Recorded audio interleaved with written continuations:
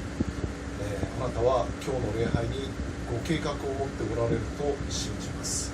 あなたの御心をどうぞ行ってください。あなたに出会い、喜びに満たされることができますよ。それぞれさまざまな問題を抱えていますけれども、神様に出会って全ての問題、全ての重荷をあなたの十字架のもとに下ろして、新しく生まれ変わったような思いで主と共に歩んでいけるようお助けください。キリストイエスの尊い皆で祈ります。初めにですね、ビデオをご覧の皆様のために、聖句の場所だけパッパッパッと言っちゃいます。1番目マタイ24の40、2番目ルカ23の32から33、3番目ルカ23の39、4番目ルカ23の40、5番目ルカ23の41、6番目ルカ23の42、7番目ルカ23の43、8番目ヨハネ第1の手紙2の8と、一目瞭然ですが、ルカによる福音書23章からの引用がとっても多いんですけども、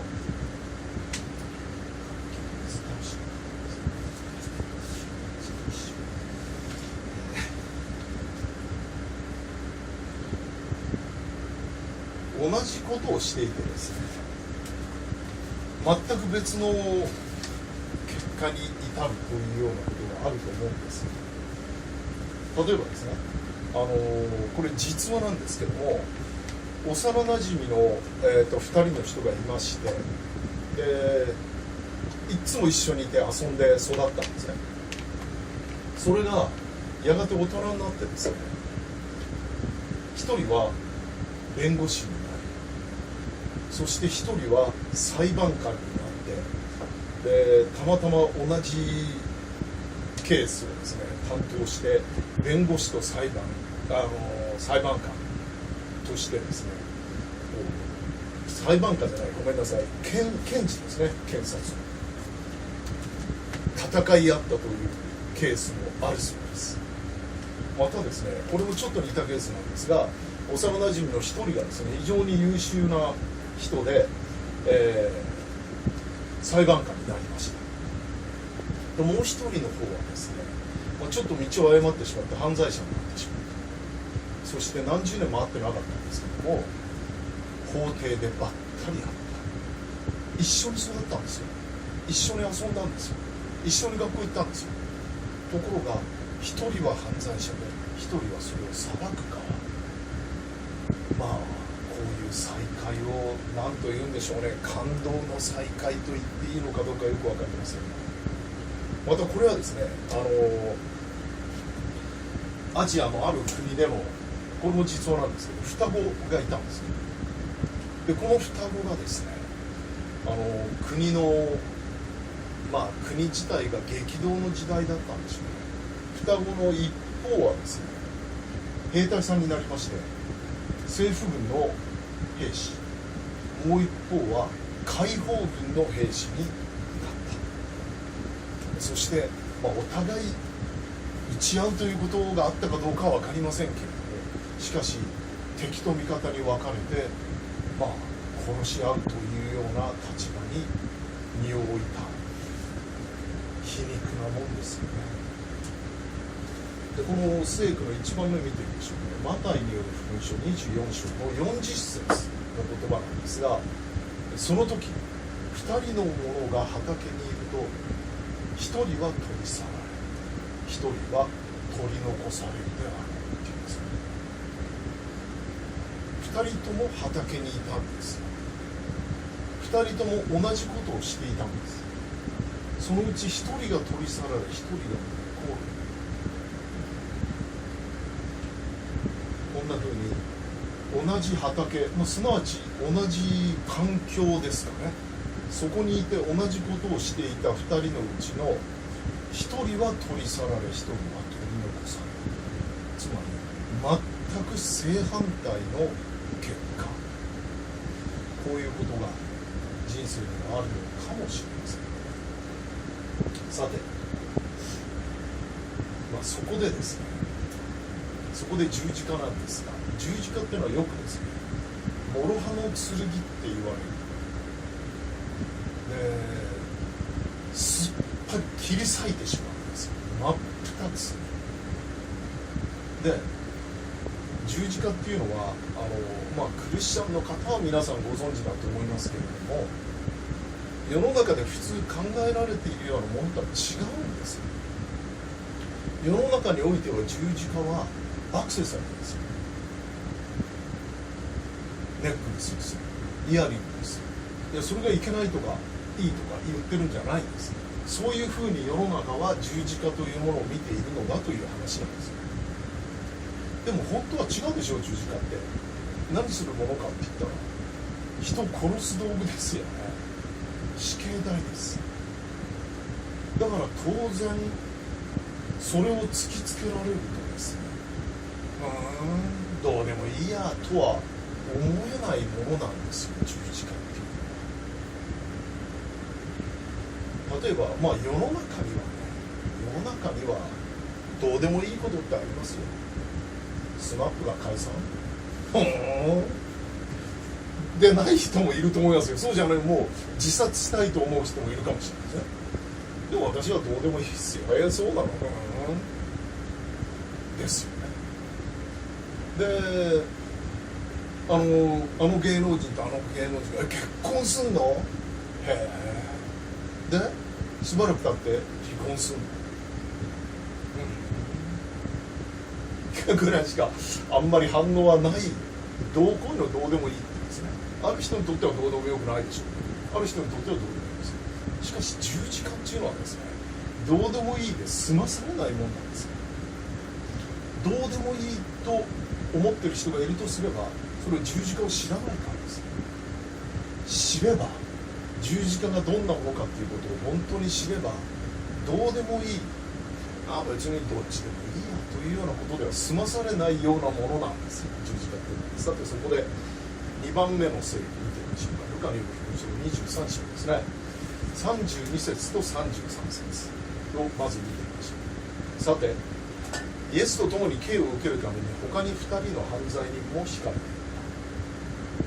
サレコーベと呼ばれているところに着くと、人々はそこでイエスを十字架につけ、犯罪人たちも一人は右に一人は左に十字架につけたということです。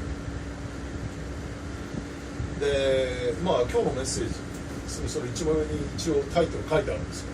そして二人は別れていた。ちょっとなんかロマンチックに聞こえるでしょ。これ実はロマンチックな内容じゃないんですけども、ここでいう2人というのは、この十字架上の2人の犯罪人、強盗のことです。この2人の強盗はですね、両者ともに同じ環境にあったんです。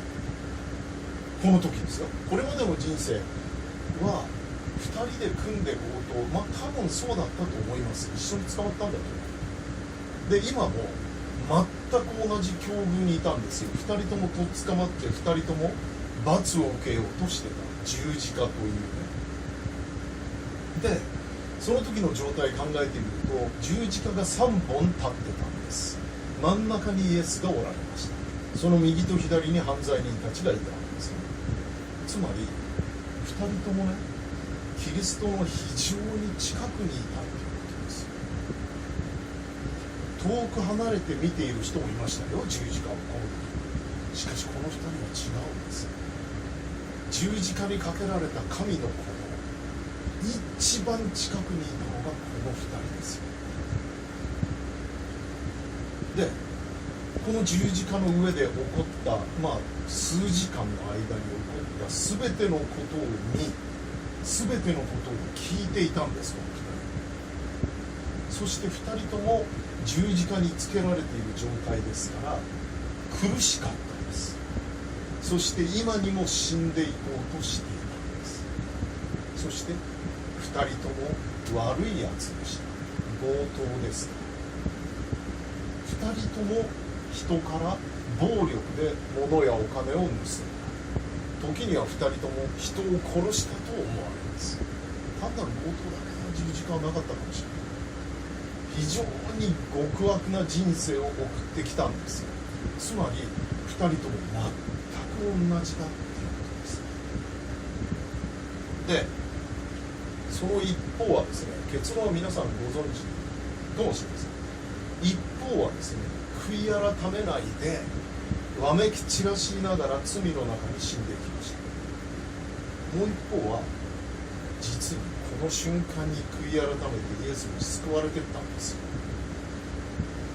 全く同じ条件のもとにあってどうしてこんなに大きな違いが生まれるんだ。これはですね、私も長年牧師をしていてですね、まあこの今のこの形の酒場で教会ではあまりないことですけれども、かつて牧師していた教会なんかでですね、こんな風に分かれるんだなと思うことがよくありました。それはですね、説教している時なんですよ、メッセージを。神の言葉ですね、一応。でその同じ神の言葉を聞きながらみんな同じように座って聞いてるわけですよね。である人はですね、胸をぐさーっと刺されて神様っていう叫びを上げるんですよ。しかしある人は寝てるんですよ。でそういうのって何百人いようとね分かるんですよ。回収席に座っているとですね分かんないんですよ。いっぱい分だから何やってて分かるしねえだろうとか思うけど、ところがどっこい全部分かる。面白いですよ。やっぱりね、礼拝っていうのは神の霊が働く特別な時間なんだなってつくづく思います。私大学で教えていたことがあるんですけど、授業だったんで分かんないんですよ。礼拝の時は分かるんです。そしてね、なんていうのか、寝てるか聞いてるか、そういうふうに分かれるっていうだけじゃなくて、寝てるように見えるけれどもあの人聞いてるなっていうのまで分かるんですよ、礼拝の時で。一応起きてこっち見てる、時々なんて言うわけで、あいつ全然聞いてねえとかね、分かるんですよ。それをちょっと漫画的に言うとですね、言葉が出るでしょ、私の口から。その言葉が聞いてあいつ聞いてねえなって時にはですね、言葉が届かないでこの辺で落ちるんですよ。ポトポトって落ちてるんです。で一見寝てるようにしか見えないけど、あいつ寝てるふりしてるけど本当は聞いてるっていうの時があるんですよ。特にね、面白いですが、これ若い人に多いんですよ。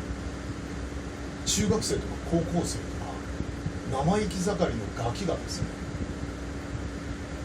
こうなんか話なんか聞いてるのかっこ悪いとか、そういう変な突っ張りがあるのかもしれないですね。あれあんなの気にしないんだ、寝てるんだよみたいな顔してちゃんと聞いてる。そうするとね、言葉がですね、そいつの心にこう一直線に突き刺さっているのが分かるんですよ。そういう時はですね、必ず帰ってくるんですよ。向こうから帰ってくるのかな。でそういう時にね、一言もお互い言葉なんか交わさないですけど、これがコミュニケーションというものかな、つくづく思うことがある。でちょっと話したいことができたけど、この話すと長くなるからやめてみましょうか。もうそうやってですね、ある人は人生がひっくり返ってしまうほどの衝撃を神の言葉から受けるんですよ。しかしある人は同じ話を同じ場所で聞いていて寝ちゃうんです。なんでこういう違いが生まれるのかっていうのは分かんないですよ、我々にも。説明できないんです。ただ御言葉を語る側から言えばですね、非常に厳粛な思いに駆られますね。福音を伝えるのが私の仕事です。福音って良い知らせっていうんですね、グッドニュースでしょ。もうすごく簡単に言ってしまえばですね、この聖書に書いてあるのはですね、罪があるならば残念だけど救われないよって書いてあるんですよ。じゃあ罪のない人何人いるかって書いたんですよ。ちゃんとロンバービトの手紙で何人いるか知ってます？罪のない人一人もいねえって書いてあるんです。ってことはみんな罪人、そして罪の支払う報酬は死である。これもパウロが書いてますね。つまり罪があるならばみんな第二の死、永遠の滅び、俗な言葉で言えば地獄行き。罪があればね。で罪のない人は一人もないってことは、みんな揃って仲良く手つないで地獄行きだってことですよ。別に手つながなくてもいいですよ。これバッドニュースでしょ。ひでえ話じゃないですか。みんな地獄だよって。せっかく天国あるのにみんな世界中の人間みんな地獄。これバッドニュースですよ。ところがキリストが救いの道を開いてくださったことによって、いやいやいやそうなんだけど救いの道はあるんだよ。これがグッドニュースなんです。これ福音ですよ。これキリストにしかないんです。この救いは。これを伝えるのが牧師の仕事ですね。でこの福音を伝えようとするときにですね、例えばその教会に何百人かの人がいるとしますよ。みんな聞いてるんですよ。である人はそれに心を刺されて悔い改めて神に救いを求めて救われるでしょう。しかしある人は救われないかもしれない。牧師バーなんかもそうですね。必ず私は聖書の話をする。説法タイム、酒飲みに来てる人ですよ、バーに。しかしその人たちにもやはり私は伝えたいと思ってやってる。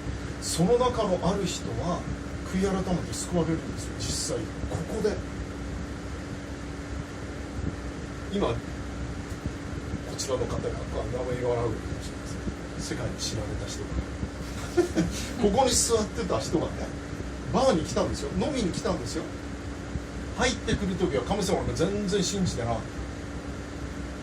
バーを出ていくときには信仰告白をして救われて出てる。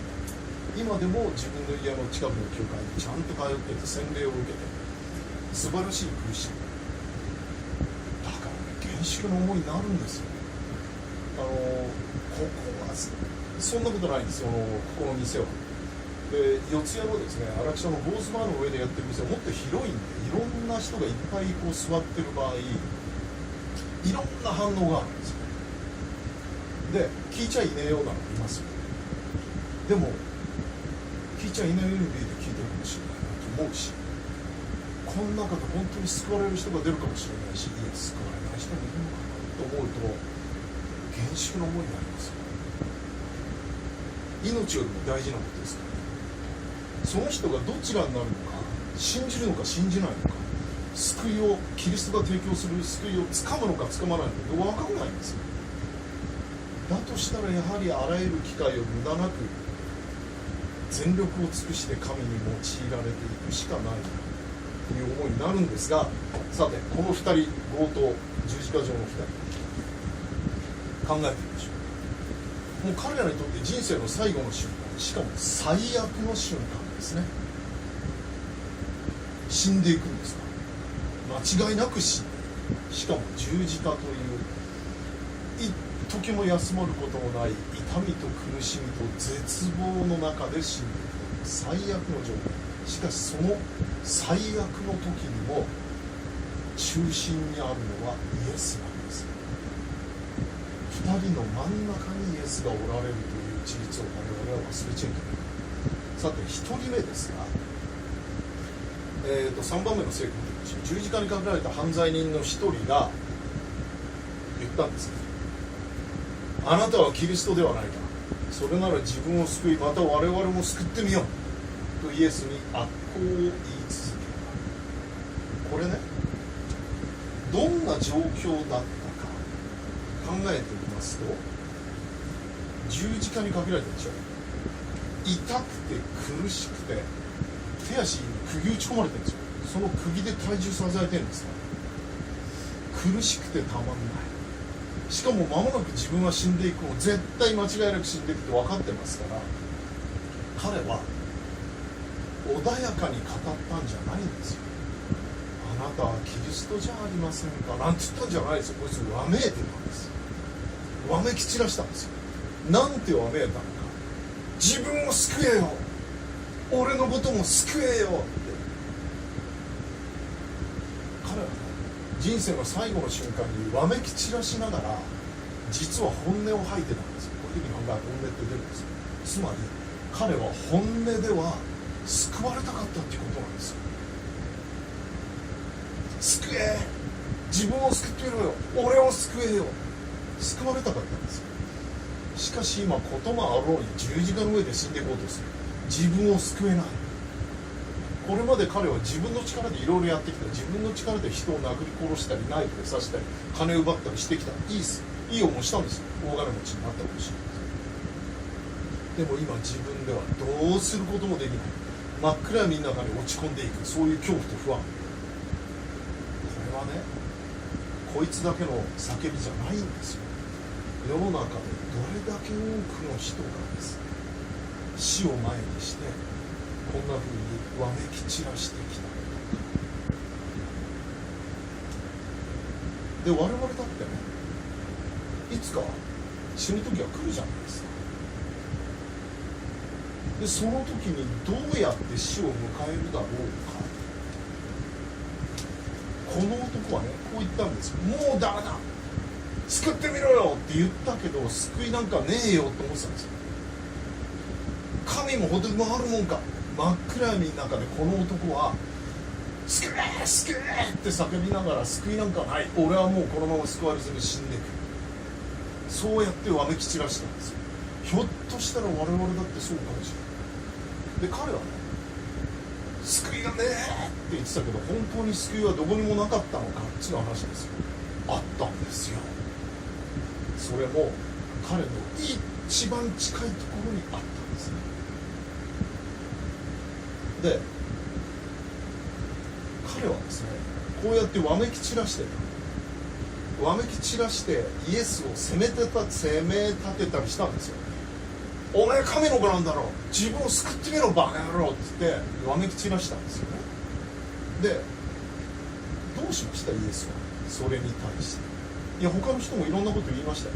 群衆もね、お前十字架から降りてみろよイエス、お前神の子なんだろう、降りたら信じてやるぞとか言ったじゃないですか。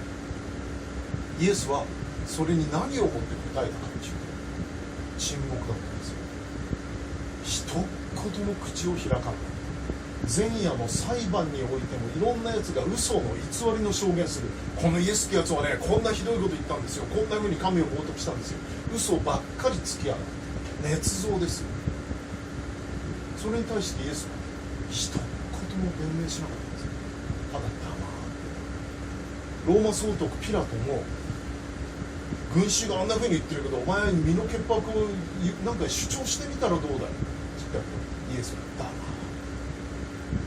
ピラトが業を煮やしてですね、彼はイエスを救いたいと思ってた。わしはね、お前を許す権限があるんだよ、何か言ってみろ。それでもイエスは黙って。一言も口を開かなかったんですね、イエスは。どうして口を開かなかったかというと、イエスは沈黙のうちにですね、お祈りしてたんですよ。この表に書くの忘れて。彼はどんなお祈りをしていたかというと、ご存知のとおり、父よ、彼らをお許しください。彼らは何をしているのか分からずにいるのです。こういう祈りをしたんですよ。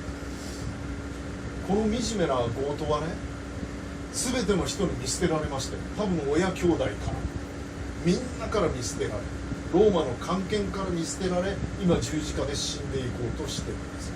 でもイエスは彼をお見捨てにならなかったんですよ。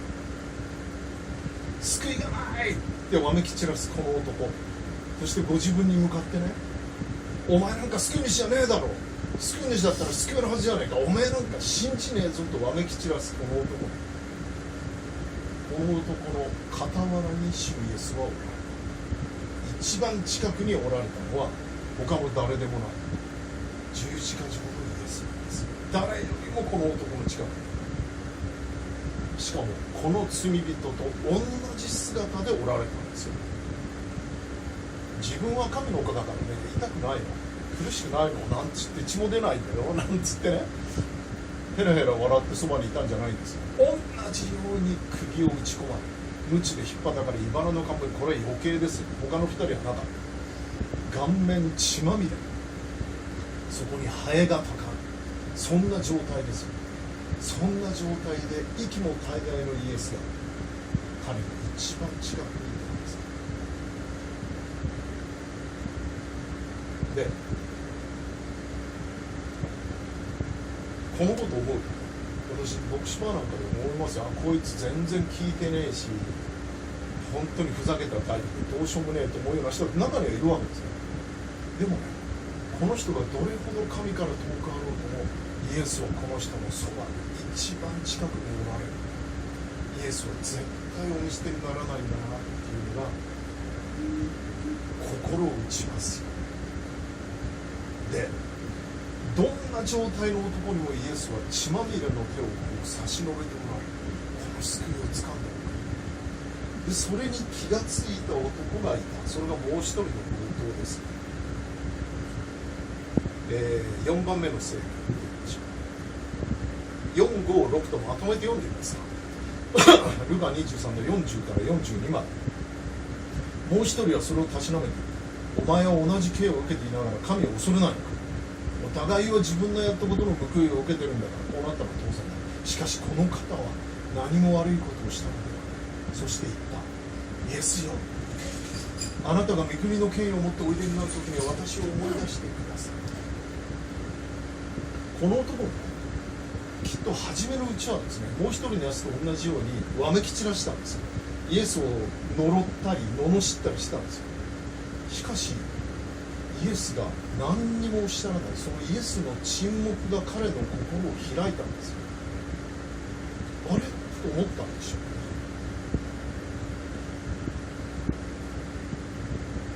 うね。で初めて自分の罪に気がついた。なんという醜い自分の姿か。今までの俺の人生最低じゃねえか。それに比べるとこの隣で十字架にかかっておられるこのお方はどうか。罪がないのにこんな俺と一緒に自分のすぐ隣で一緒に痛み苦しんで死んでいこうとしておられる。普通じゃねえよこの人。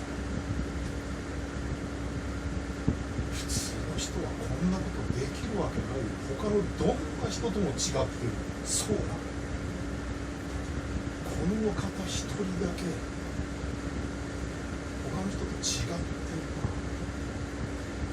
神なんじゃないか。で彼はですね、イエスを見つめたと。どうしてこんなに罵られながら、俺だってこんなひでえことをこの方に向かって叫んでるのに、なんで一言も言い返したり怒ったりなさらないんだ。なんでだ、この人ちょっと違うぞと思ってじーっと見てると、なんかブツブツ言ってるのに唇が動いてる。なんて言ってるんだろうと思って耳を澄まして聞いてみると、さっきの祈りが聞こえてきたんですよ。父よ、彼らをお許しください。彼らは何をしているのかわからないでいるのです。こんな時に自分を傷つけ自分を罵っている人を許してくださいって言ってるよ。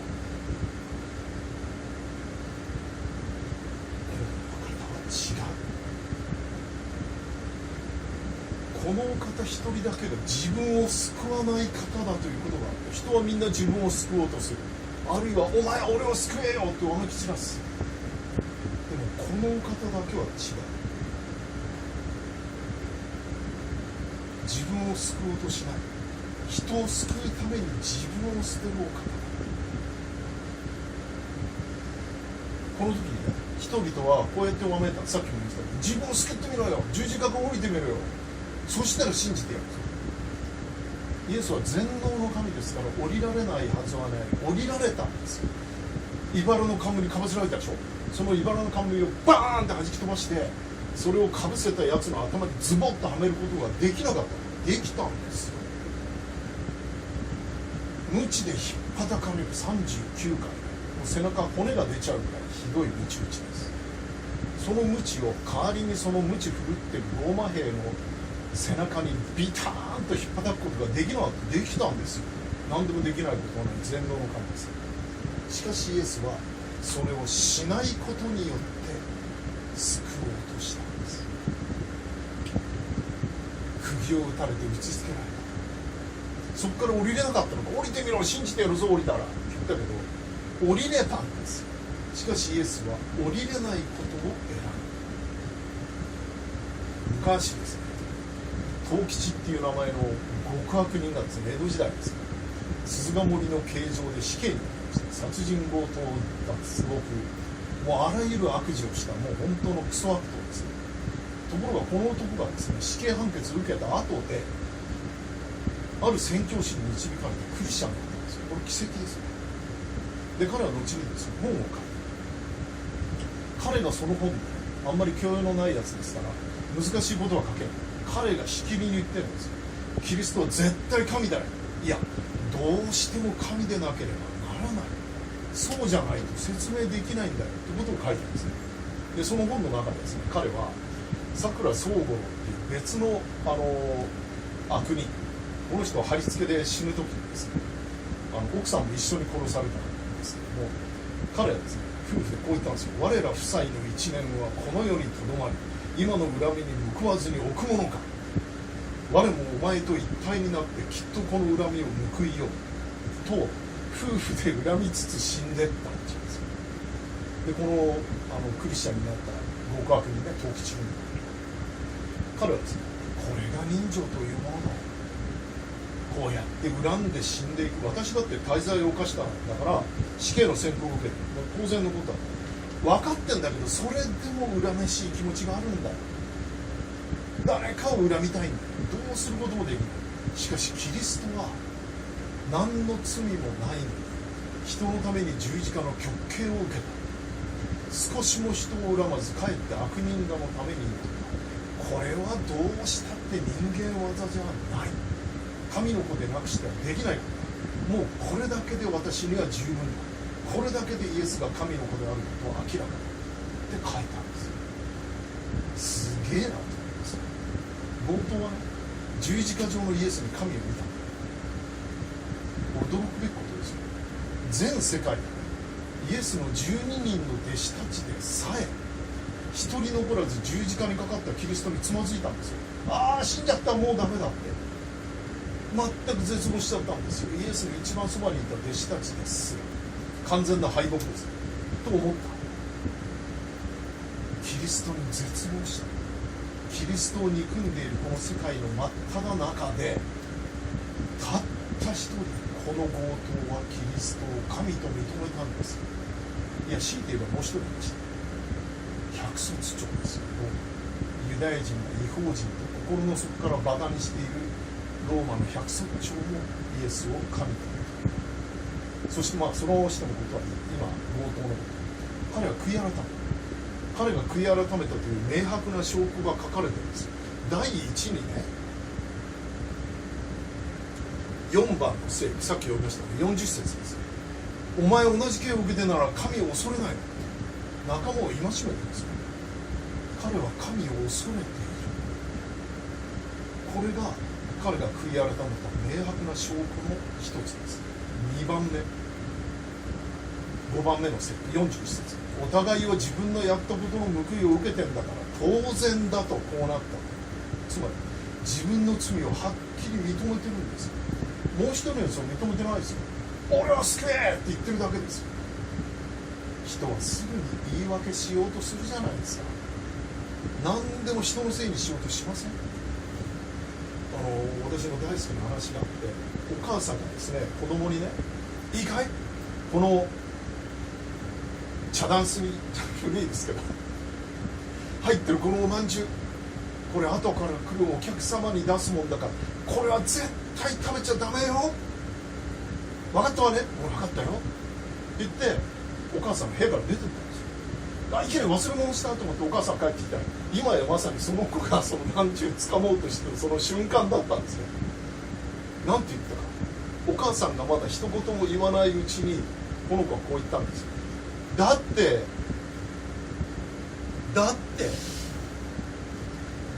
の後に何が続くんですかね。現場を抑えられたわけでしょ。言い逃れのしようのない状況でだってと言わしめるものが人の中にはあるんだと思う。私の中にもありますよ。しかしこの男は強盗はははっきり自分の罪を認めて、3番目に彼が悔い改めた証拠、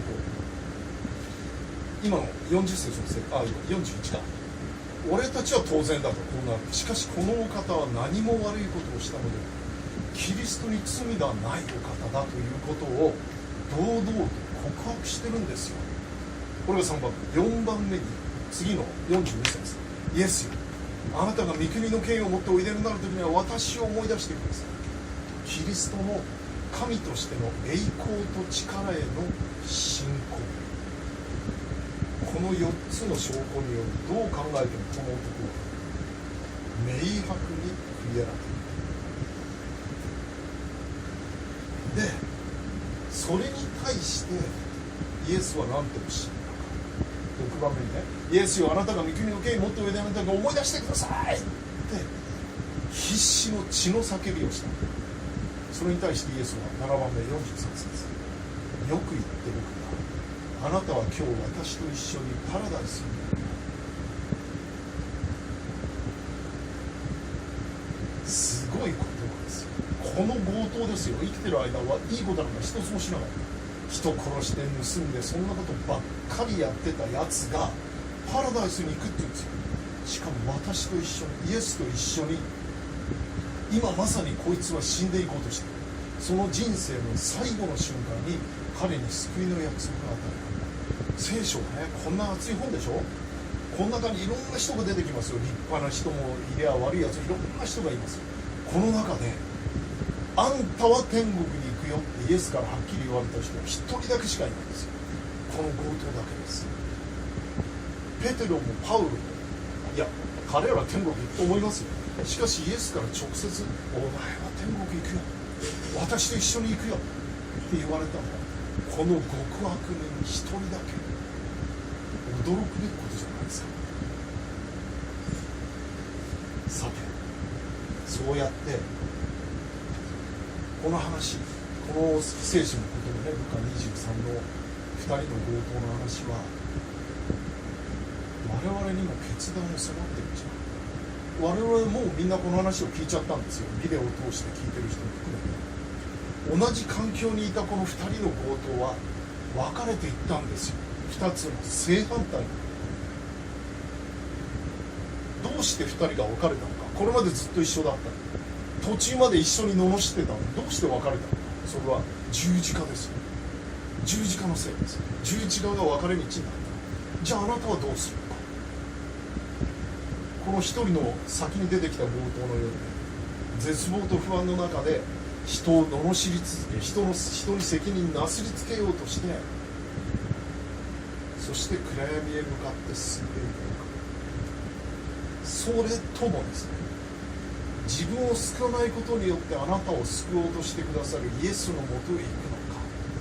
イエスは最後まで待ち続ける。十字架の上で血まみれの姿で痛みと恥と苦しみのその十字架から降りようと思えば降りれるのに降りないことを選んであなたを待っている。8番目のセリフ見てください。ヨハネ第1章の2の8、闇は過ぎ去る、誠の光がすでに輝いているから。この誠の光こそイエス・キリストです。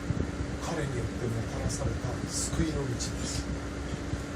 十字架の真っ暗闇のその闇の中でイエスは光を放たれた。その光を受け入れるのか受け入れるのか、それが神があなたを待っておられるということなんでしょうね。じゃあお祈りして終わりましょう。主イエスよ、あなたを信じます。あなたこそ神の子です。あなたこそ神でなければ説明ができないんです。あなたは素晴らしいお方です。人はすぐに言い訳しようとする。最後の瞬間まで人に責任をなすりつけようとする。恨み事を言いたくなる。しかしあなたは一言も弁解もなさらず、ただ自分を罵る人、自分を殺そうとする人のために祈り続けられた。そのあなたに従っていきたいと思います。あなたの愛をもっと近くで受けたいと思います。あなたの十字架の真下に行って滴り落ちるあなたの血潮を全身に浴びて、その血によって清められたいです。私私たちを生まれ変わらせてください。世界中にこの素晴らしいお方による福音を述べ伝えていく力を与えてください。あなたの栄光が表されますように、今日礼拝に来てくださった一人一人、ビデオを通して礼拝しておられるお一人お一人、神様の素晴らしい祝福がありますように、救い主イエス・キリストの尊いお名前でお願いいたします。アーメン。はい、それでは礼拝を終わります。ありがとうございました。